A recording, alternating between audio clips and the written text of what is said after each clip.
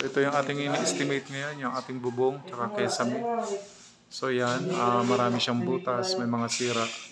So susukatin muna natin para ma-estimate natin. At gagawin itong office. Ayan.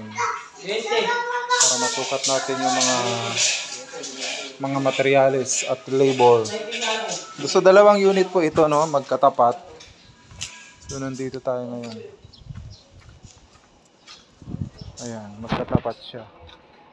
Dalawang unit po siya. Isa lang ang may-ari nito.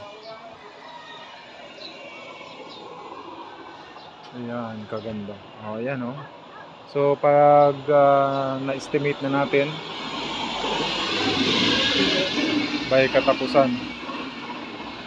So bago magkatapusan, magdadaw na si ma'am ng 40% para magawa natin ito. Ayan. Bubong at saka kesame. So sa lahat na magpapa-estimate dyan, dito lang sa Paliparan, free. Pero pag malayo, syempre may bayad.